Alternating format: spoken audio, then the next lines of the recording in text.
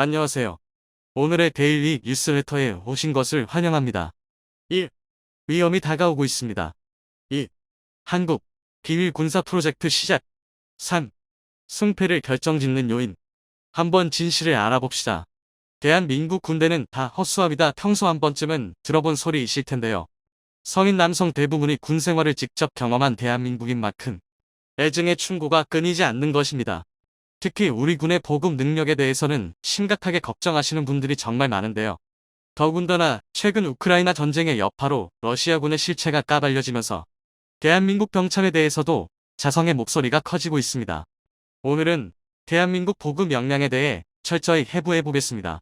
초보자는 전술을 연구하지만 숙련자는 보급을 연구한다. 인류사 최초의 전쟁부터 21세기의 현대전까지 보급의 중요성은 100번 강조해도 지나침이 없는데요. 이 중에서도 특히 현대전에 와서는 군이 운용하는 대부분의 장비가 기계화되면서 보급 능력이 더욱 중요해졌습니다. 오죽하면 일부 전문가들은 보급이 3일 이상 끊긴 부대는 설령 사상자가 없을지라도 사실상 전멸한 것과 다름없다고 강조하는데요. 단적으로 현대전에서 유류 보급만 끊겨도 전차, 장갑차, 자주포, 전투기 등 거의 모든 무기체계의 운용이 불가능해지기 때문입니다. 멀리 갈 것도 없이 당장 우크라이나 전쟁만 봐도 이를 말 수 있는데요. 전쟁 개시와 함께 키이우로 진격하던 러시아군 차량 행렬이 64km나 돈자한 희대의 사건은 키이우 포위 실패의 결정적인 계기가 되었습니다. 그리고 이를 기점으로 우크라이나의 반격이 시작되었는데요. 심지어 러시아군은 이 초유의 사태를 일주일 넘게 해결하지도 못하고 방치하면서 우크라이나가 패배할 것이라는 예측을 한 방에 뒤집어 버렸습니다. 그런데 이를 보고 많은 분들이 우리 군 또한 비웃을 처지가 아니라며 경고하고 계십니다. 실제로 많은 군사 전문가들이 오래전부터 우리 군의 육상 보급 능력에 대해 점검이 필요하다고 경고하고 있는데요. 그 이유는 국토의 70% 이상이 산지로 이루어진 대한민국의 지리적 특성 때문입니다. 이로 인해 우리 군의 보급은 좋으나 싫으나 이미 닦여진 민간 도로에 크게 의존할 수밖에 없습니다. 그리고 이런 도로는 적의 정찰 자산에 매우 쉽게 노출되는데요. 이뿐만 아니라 전투 여파로 도로가 파괴되면 보급 능력이 현저히 떨어진다는 단점이 있습니다. 더군다나 북한의 공격 전술은 게릴라전 형식을 띨 확률이 굉장히 높습니다. 만에 하나라도 후방에 침투한 북한 특수부대가 보급선을 공격하면 그의 멸적 피해를 입을 수밖에 없습니다. 그리고 무엇보다 근본적으로 우리 군에서 보유한 군용 차량의 절대적인 숫자가 부족합니다. 군용 차량이라고 하면 흔히들 60, 두동반이라는 별칭으로 불리는 2톤 트럭 K511이 가장 익숙하실 텐데요. K511은 포장도로 기준 약 4.5톤, 야지 기준 약 2.2톤의 물자를 수송할 수 있는 준수한 수송 능력을 갖추고 있으며 우리 군에서 가장 많은 수량을 보유한 군용 차량입니다. 하지만 가장 흔하다는 K511의 보유량도 7078대가 고작입니다. 얼핏 많아 보일 수 있어도 우리 군의 전체 규모를 생각하면 절대 안심할 수 없는 숫자입니다. 여기에서 흔히 레토나라고 불리는 K131이나 K151 같은 소형 전술 차량을 제외하면 문제는 더 심각해집니다. 바로 5톤 차량 K711 때문입니다. K711은 포장도로 기준 2톤, 야지 기준 5톤의 물자를 수송할 수 있는 만큼 우리 군의 보급 역량의 큰 축을 차지합니다. 실제로 K711은 강력한 출력을 바탕으로 약 7톤에 달하는 155mm 견인곡 사포를 견인하는 것은 물론 전투 예비탄을 수송하는 임무를 담당하는데요. 또 K136 구룡의 추진체 수송에도 K711이 동원됩니다. 다시 말해 직접적인 활용 무기는 아니지만 결론적으로 우리 군의 화력에 빼놓을 수 없는 중요한 차량인데요. 그런데 이런 중요한 위치에도 불구하고 우리 군에서 보유한 K711의 총수량은 겨우 4810여 대에 불과합니다. 더군다나 이마저도 수명초과 비율이 무려 65%에 달합니다. 실질적으로 약 3120대의 K711이 내용 연수를 넘긴 노후 차량인 것입니다. 심지어 이 중에서 1990년 이전에 도입된 K711만 해도 1638대에 달하는데요. 즉 우리 군에서는 약 53만 명에 달하는 병력의 보급을 언제 퍼질지도 모르는 11,888대의 군용 차량에 의존하고 있는 것입니다. 이건 도통 심각한 문제가 아닌데요. 우리 군 보급의 약점은 물자 부족이 아니라 수송수단의 절대적 부족이 심각하다는 것입니다.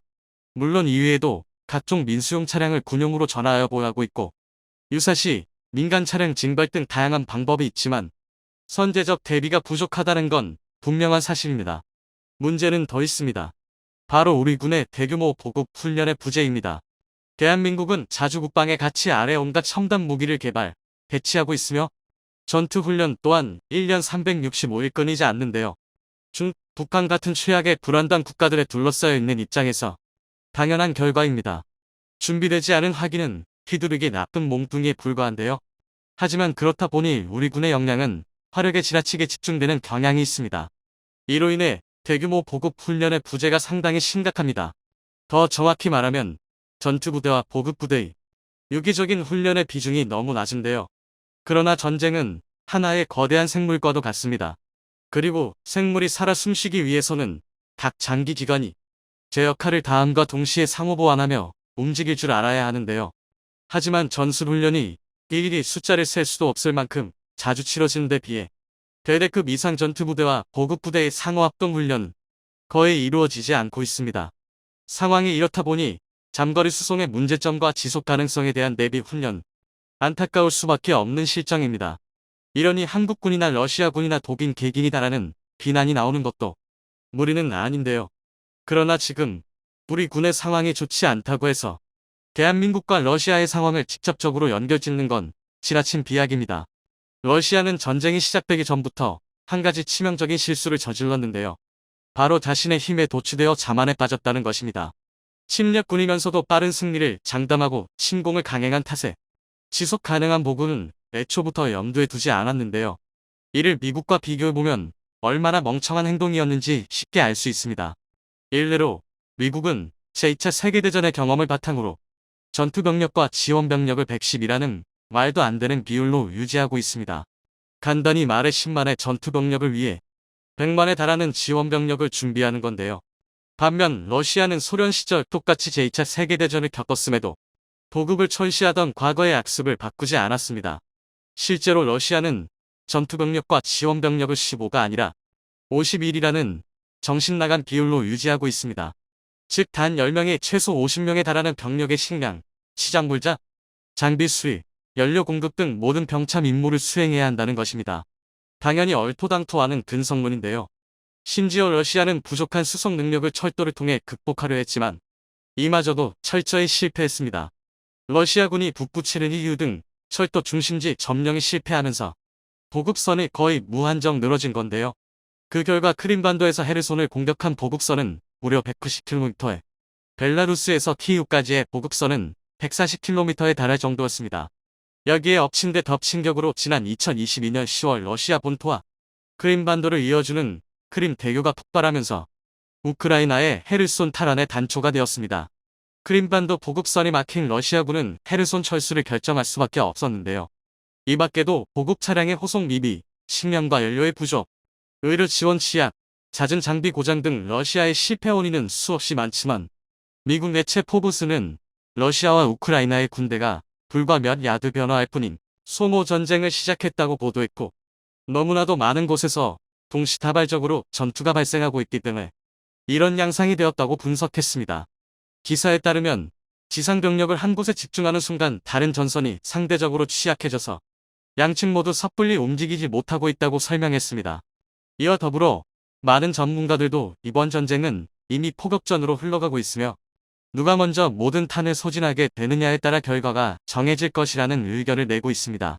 따라서 우크라이나를 지원하고 있는 나토 가입국들은 그간 중하게 지원에 신중했던 태도에 변화를 보이며 적극적으로 나서기 시작했는데요. 특히 노르웨이 국방부는 많은 양의 M109 자주포어와 관련된 물품 모두를 우크라이나에 제공하겠다고 발표해 이목이 쏠리고 있습니다. 이러한 노르웨이의 큰 결심에는 대한민국이 관여하고 있었다고 하는데 현재 우크라이나 남부 헤르손 전선에서는 우크라이나군 제28기계 아단이 러시아군 포병부대를 상대로 격렬한 포격전을 벌이고 있습니다. 헤르손 전선은 현 시점에서 가장 의미 있는 성과를 올리고 있어 우크라이나군이 벌이는 공세의 주공이라고 볼 수 있는데요. 하지만 헤르손 인근은 광활한 평야지대가 펼쳐져 있는 탓에 마땅한 엄폐물이 없고 무리하게 돌격을 감행했다가는 적의 포격에 그대로 노출되어 공격하는 입장에서는 상당히 까다로운 상황입니다. 이로 인해 우크라이나군은 헤르손 탈환을 눈앞에 두고도 진격에 속도를 내지 못하고 있습니다. 러시아군은 엠스타 P152mm 견인포를 운용해 다가오는 우크라이나군을 가까스로 저지하고 있으며 우크라이나군 역시 적의 포병 부대를 우선적으로 제거하는 방향으로 작전을 수정해 헤르손 전선에 장사정포를 배치하는 중입니다. 또한 우크라이나 동부 하르키우에서도 근접 전복하는 원거리 교전이 주로 일어나고 있었습니다. 러시아군은 국경선 너머에서 이스칸데르 미사일과 다연장 로켓포로 공격하며 지속적으로 피해를 입혔습니다. 이는 하르키우 방위군에게 여유를 주게 되면 돈바스 전선으로 병력을 돌려 한순간에 동부 전선의 균형을 무너뜨릴 수도 있기 때문에 시선을 끌기 위해서라도 하르키우 타격을 멈추지 않고 있는 것으로 보이는데요. 러시아군의 무차별적인 포격으로 인해 하르키우 인근의 발라클리아 지역은 초대형 산불이 발생하는 등 혼란스러운 상황이 벌어지고 있었습니다. 그리고 이렇게 피해가 누적되자 결국 하르키우 방위군은 아껴두었던 브림스톤 미사일을 다시금 꺼내들었습니다. 한동안 전선에서 보이지 않았던 브림스톤 미사일은 여전히 엄청난 적중률을 벗고 국경을 넘어온 러시아군 기갑 차량을 연달아 타개하는 성과를 달성했는데요. 영국 국방부가 제공한 브림스톤 미사일은 군용 경트럭에서 운용된다는 한계와 수량이 한정적이라는 문제가 있기에 함부로 사용할 수는 없었지만 중요한 순간에는 큰 역할을 해주었습니다. 이와 더불어 프랑스에서 파견된 시저 155mm 자주포를 운용하는 부대는 러시아군 후방에 위치한 목표물을 타격하는 작전을 수행하는 등 전쟁이 진행될수록 포병들의 중요성은 점점 커지고 있는데요. 올렉시 레즈니코브 우크라이나 국방부 장관은 M777과 FH-70 견인 곡사포를 비롯해 시저 자주포의 전선 배치가 완전히 끝났으며 얼마 전 폴란드에서 기증한 크랩 자주포도 전선에 투입될 준비를 마쳤다고 발표했습니다. 이에 대해 일각에서는 개전 초기 압도적이었던 러시아군의 화력이 서방 국가의 마르지 않는 지원으로 인해 우크라이나군에게 역전되고 있다는 목소리가 나오고 있었는데요. 이를 증명하기라도 하듯 우크라이나 총참모부는 이지움 방면의 돌리나 마을 인근에서 러시아군의 집결지를 찾아내 포격을 성공시켰다고 보고했습니다. 그동안 우크라이나군은 주로 기습적인 매복 작전이나 기갑 부대가 온전한 힘을 발휘하지 못하는 시가전을 통해 이득을 취해왔지만 서구권에서 운용하는 중화기의 배치가 본격적으로 이루어지고 있는 최근에 와서는 전면적인 포격전에서도 러시아군을 앞서기 시작한 것으로 나타나고 있습니다.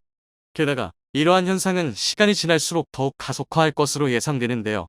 이는 지난 100여간 매우 빠른 속도로 소진되어 왔던 러시아군의 군수물자와 보급품이 서서히 바닥을 드러내기 시작했기 때문입니다. 실제로 현장을 취재하고 있는 한종군 기자는 러시아군의 전차 측면에 장갑판 대신 돌멩이가 부착되어 있었다고 제보하며 인터넷에 사진을 공개했고 많은 사람들은 러시아군의 보급난이 생각보다 심각해 보인다는 의견을 내고 있습니다. 이러한 논란이 확산되자 실로 언론은 조작된 사진이라고 말하며 부정하고 나섰지만 홀로 전쟁 물자를 감당하고 있는 러시아가 수많은 서방 국가의 도움을 받고 있는 우크라이나 소모전을 치르기에는 무리가 있다는 사실은 변하지 않았는데요. 나토 가입국들 중에서도 비교적 온건한 해결을 바라는 프랑스와 독일은 대화를 시도하며 블라디미르 푸틴 러시아 정부에게 우크라이나에서 병력을 철수할 것을 촉구했지만 러시아 정부는 우크라이나에 중화기를 지원하지 말라며 도리어 경고를 보냈습니다. 이는 어떻게 보면 러시아 측이 가장 경계하고 있는 것이 중화기 지원이라는 해석도 가능했는데요. 그러나 노르웨이는 보란듯이 M109A 시리즈엔 155mm 자주포를 우크라이나에 제공하며 러시아 정부의 압박에 대한 답을 내놓았습니다.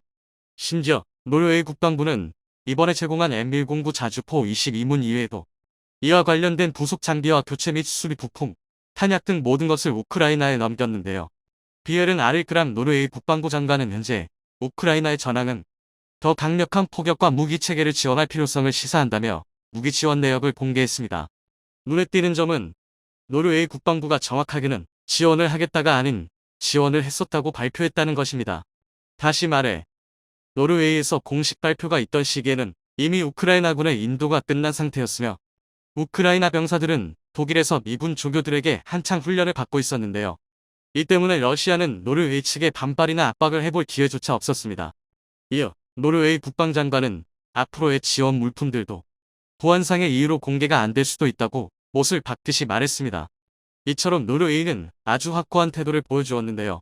물론 폴란드에서도 아즈크랩 자주포 18문을 넘기고 60문을 판매하는 우크라이나에 전폭적인 지지를 보내기는 했지만 노르웨이가 보여준 모습은 그 의미가 남달랐습니다. 그 이유는 노르웨이군의 국방력이 결코 강한 수준이라고는 볼 수 없기 때문이었습니다.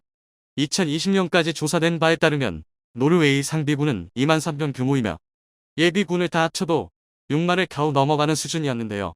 지리적으로도 노르웨이와 러시아의 거리는 그렇게 떨어져 있지 않아 러시아군이 해군 병력을 보내거나 미사일 공습으로 보복할 가능성을 무시할 수 없었고 러시아군이 해군 병력을 보내거나 미사일 공습으로 보복할 가능성을 무시할 수 없었고 자칫 잘못하면 큰 피해를 초래할 수도 있는 결정이었습니다. 그러나 노르웨이 국방부도 아무런 생각 없이 이런 대대적인 결정을 내린 것은 아니었는데요. 사실 노르웨이가 이와 같은 과감한 지원을 보낼 수 있었던 데는 대한민국이 크게 관여하고 있었습니다. 시엘에는 노르웨이가 일본 지원으로 기존에 사용하던 M109 자주포를 완전히 갈아치우고 한국제 K9 자주포로 노르웨이군을 무장시켰다고 보도했는데요. M109 자주포는 1962년 미국에서 생산되어 어느 정도 노후화가 진행된 모델이었고 사거리가 18km 수준에 그쳐 마침 교체가 필요한 시점이었던 것입니다. 물론 하나라도 더 많은 중화기가 필요한 우크라이나군의 입장에서는 M109 자주포 지원이 큰 힘이 된 것은 변함이 없었죠. 그리고 노르웨이군 입장에서도 K9 자주포는 1분당 6발에서 8발까지 포탄을 발사할 수 있는 빠른 발사 속도와 화력, 기동성, 생존성 면에서 경쟁력이 뛰어난 무기로 평가를 받고 있어 M109를 대체해 노르웨이군을 강화하기에는 충분했습니다.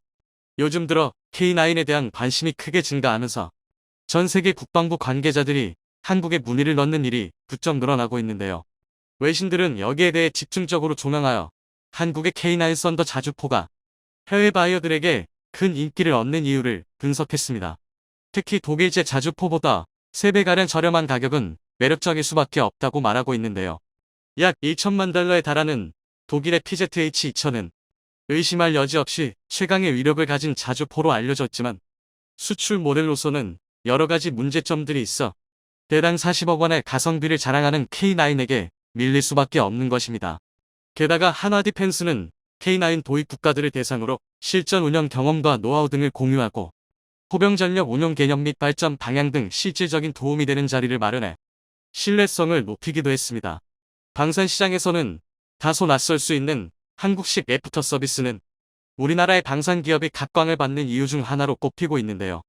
최근 방위군 깃발의 날 행사를 개최한 핀란드 국방부는 K9을 운용하고 있다는 것을 자랑이라도 하듯 155mm K9 자주포를 앞세워 퍼레이드를 진행하기도 했습니다. 한국방위산업진흥회가 발표한 내용에 의하면 현재까지 K9 자주포가 기록한 누적 수출액만 5조 원가량으로 집계되고 있는데요. 올해 들어 세계적으로 국방력 강화에 힘쓰는 움직임이 활발해지고 있어 한국의 방산기업을 찾아오는 손님들은 꾸준하게 늘어날 전망입니다. 자주 국방을 이루어내겠다는 일념으로 발전을 거듭해온 한국의 방산기술은 이미 한반도를 넘어서 세계가 주목하는 수준에 도달해 있습니다. 러시아군을 나락으로 떨어뜨린 최대의 습작이 밝혀졌습니다. 최근 러시아는 전세계 2위 군사 대국이라는 타이틀이 무색하게 졸전을 거듭하고 있는데요. 이제는 꽁지 빠진 사냥, 우크라이나군에게 패퇴하여 도망치는 모습이 놀랍지도 않습니다. 그런데 삼삼을 뒤집는 러시아군의 한심한 모습에 의외로 대한민국의 국방력이 2배 가까이 증감됐습니다. 그동안 러시아군은 뿌리 깊은 부조리와 수뇌부의 부정부패, 파탄나고 있는 내부 경제 상황으로 꾸준히 그 역량을 의심받아왔습니다. 장기 독재 중인 푸틴부터 썩을 대로 썩었는데 당연히 멀쩡한 구석이 없는데 과연 군대라고 멀쩡할 수 있겠냐는 것입니다. 그런데 문제는 세계 최강의 정보를 갖고 있는 미 정보당국도 러시아군이 이렇게까지 처참한 수준일 것이라고는 예상하지 못했다는 것인데요. 러시아가 극에 달하면 미국과 전면전을 벌이며 동기어지는 할 수 있으리라 여겼는데요. 이 때문에 9월부터 러시아의 핵무기 사용론이 거론되기도 했습니다. 하지만 이는 심각한 오판이었습니다. 러시아의 승리로 끝날 것이라 예상한 우크라이나 전쟁은 이제는 이런 생각을 비웃듯 9개월을 넘어서 현재는 우크라이나의 승리로 결론이 나고 있는데요. 그런데 문제는 이로 인해 미국과 나토의 대외 정책 결정에 심각한 오류를 가져왔다는 것입니다. 여기에는 우리 대한민국도 포함되어 있는데요. 그도 그럴 게 그간 러시아의 눈치를 보며 결정해왔던 대외 정책들이 모두 잘못된 정보에 기반을 둔 오판이었던 것이 증명됐기 때문입니다. 러시아가 자라인 줄 알고 실에 검을 먹었더니 알고 보니 다 깨진 소뚜껑이었던 셈입니다. 이 상황이 얼마나 어이가 없었는지 미국 상원의원들은 국방정보국 DIA, 국가정보국 DNI 등 각계 정보당국 수장들을 불러 모아 청문회까지 벌였습니다. 아무리 그래도 어떻게 이렇게까지 잘못된 예측을 할 수 있느냐는 건데요. 이에 스콧 베리어 DIA 국장은 이는 잘못된 평가였다네요. 자신의 실책을 시인하고 정보조직 수장으로서는 내가 할 수 있는 만큼 성과를 내지 못했다라며 사과했습니다. 사실 실전 경험의 극도로 제한적인 현대의 군대에서 단순히 군사력 수치만으로 전쟁의 우위를 점치는 건 상당히 어려운 일입니다. 또 병사의 사기, 훈련도 같은 문제는 세계 최강 미 정보당국이라 하더라도 예측하지 못합니다. 그리고 무엇보다 러시아 무기의 뻥스펙이 미 정보당국의 오판에 상당히 큰 역할을 했습니다. 심한 경우는 무려 2배 가까이 스펙이 차이 나는 경우도 있었습니다. 오죽하면 러시아군을 가장 많이 물리친 건 우크라이나군이 아니라 러시아군의 무기체계라는 황당한 말도 나오고 있는데요. 그래서 준비했습니다. 오늘은 우크라이나 전쟁을 통해 팬티 속까지 탈탈 털려버린 세계 2위 러시아의 군사력에 대해 알려드리겠습니다. 우크라이나 전쟁 전만해도 러시아는 전 세계에서 미국 다음으로 많은 3세대, 3.5세대 전차를 보유하고 있는 국가였습니다. 또 그 수가 무려 3,300대가 넘었는데요. 심지어 91세대, 2세대, 3세대 전차까지 치면 총 2만 대가 넘는 전차를 보유하고 있어서 단순히 전차 수량만 따진다면 1위인 미국을 아득히 뛰어넘고 있었습니다. 그런데 충격적이게도 현실은 850대 남짓한 우크라이나의 전차 부대를 상대로 무참히 박살났는데요. 검증된 오신트 자료를 보더라도 러시아는 총 2,900대 이상의 전차를 파괴당하거나 노획당한 것으로 알려져 있습니다. 일각에서는 서방이 지원한 전차보다 러시아가 노획당한 전차가 더 많다면서 러시아 버전 랜드리스냐고 조롱할 정도인데요. 그러나 여기서 충격적인 것이 러시아 전차의 뻥 스펙이 얼마나 심했는지 러시아의 주력 전차인 T-80BVM을 보면 확실히 알 수 있습니다.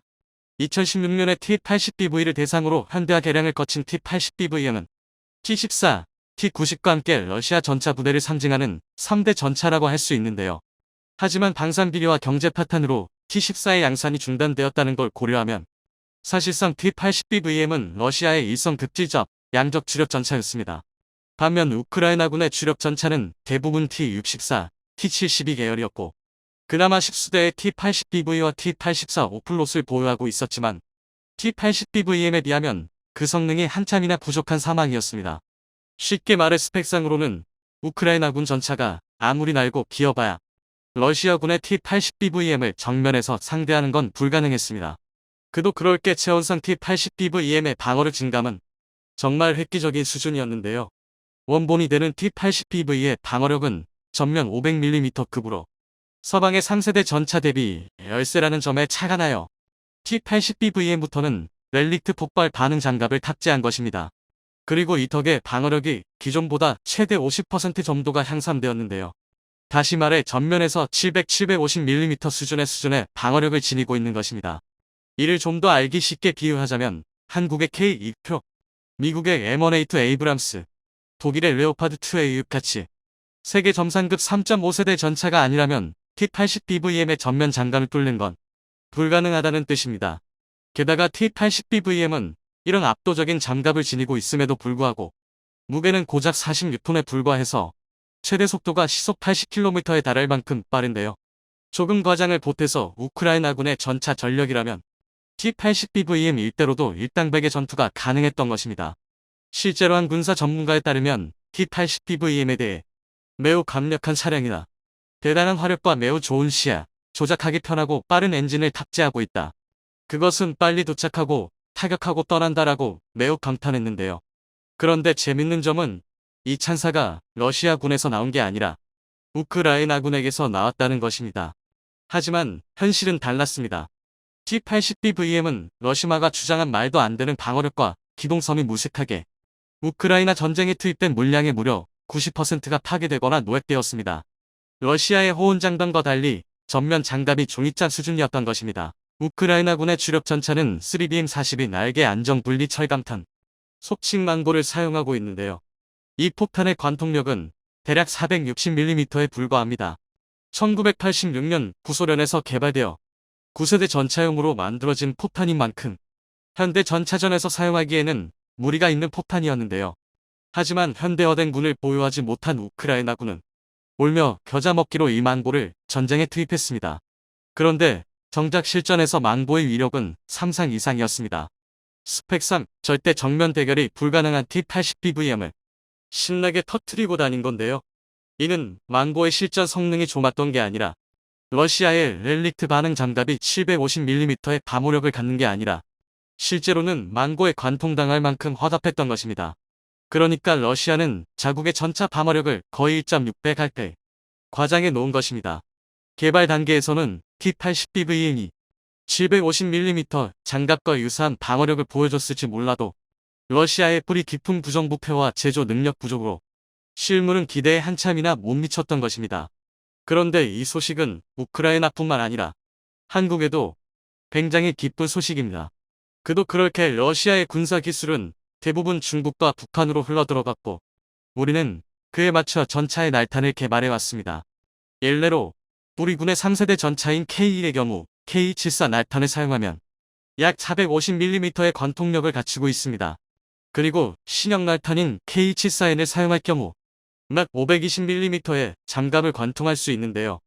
또한 주포를 120mm로 키운 K1A5는 관통력이 더욱 감해져서 K76 날탄을 사용할 경우 최고 650mm의 장갑까지 관통할 수 있습니다.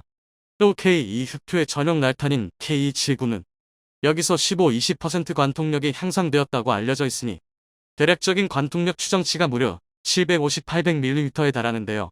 이는 러시아들 비롯한 중국, 북한의 전차가 기본적으로 700-750mm의 장갑을 보유했다고 상점하고 흑표의 관통력을 800mm까지 끌어올린 것입니다. 한마디로 한국은 전면전 상황을 가정하고 러시아의 기술을 흡수한 중국과 북한의 전차를 무력화할 압도적인 화력을 준비한 건데요. 그런데 알고 보니 구식 전차인 K1로도 적성국의 최상 위급 전차를 제압하는 게 가능했던 것입니다. 얼떨결에 한국의 전차가 적성국에 비해 2배나 강력한 오버스펙을 갖추게 된 것이죠. 그나마 군사 선도국을 자처하던 러시마의 T-80BVM이 이 정도인데 북한이나 중국 전차의 뻥 스펙은 얼마나 심할지는 감도 오지 않는데요. 그런데 러시마 무기의 뻥 스펙은 단순히 전차에서 끝나지 않습니다. 진짜 심각한 문제는 따로 있는데요. 바로 미사일입니다. 워낙 다량이 사용되고 민간인 피해가 막심해서 그렇지. 사실 러시아의 미사일 명중률은 처참한 수준입니다. 미 정보자산의 분석에 따르면 러시아 미사일의 실패율은 최대 60%에 달합니다. 심지어는 폴란드 접경 지역에 러시아 미사일이 추락하는 초유의 사태까지 벌어졌습니다. 더군다나 추락한 미사일은 정확도가 높은 게 최대 장점이라던 이스칸다르 미사일로 추정되는데요. 군사 관계자들은 점막성이 생명인 미사일이 제대로 날지 못하고 추락한다는 것은 관성항법 장치가 탈거되어 있을 확률이 높다고 보고 있습니다. 관성항법 장치는 미사일의 위치를 감지하고 목적지까지 유도하는 가장 기본적인 유도 장치이지만 또 매우 비싸기도 한데요. 그래서 세계 군 전문가들은 뿌리까지 썩은 러시아 군부가 이 관성항법 장치를 빼돌려 팔아넘겼을 확률이 대단히 높다고 분석하고 있습니다.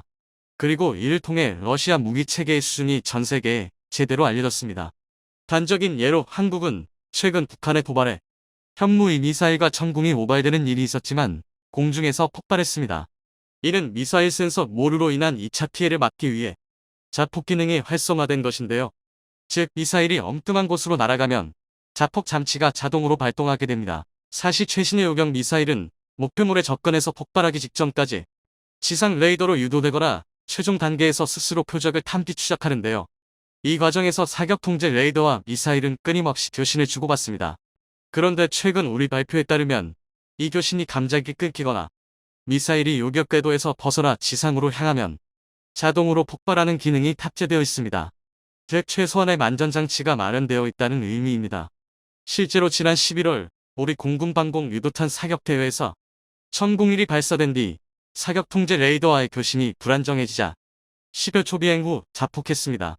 또 지난 2019년 정비요원의 과실로 천궁1이 오발되었을 때는 3.5초 만에 자폭했는데요. 이처럼 미사일에 탑재된 안전장치는 혹시 모를 부수적 피해를 최소화할 수 있는 가장 기본 중의 기본입니다. 그러나 러시마산 미사일에는 이 기본적인 안전장치도 탑재되어 있지 않습니다. 또는 탑재되어 있었는데 이마저도 썩은 군부가 팔아치웠을 수도 있는데요. 이것만 보더라도 그동안 러시아군이 얼마나 썩어 있고 전 세계를 우롱했는지 알 수 있습니다. 이번 우크라이나 전쟁을 통해 러시아의 제대로 된 평가가 필요한 시기입니다.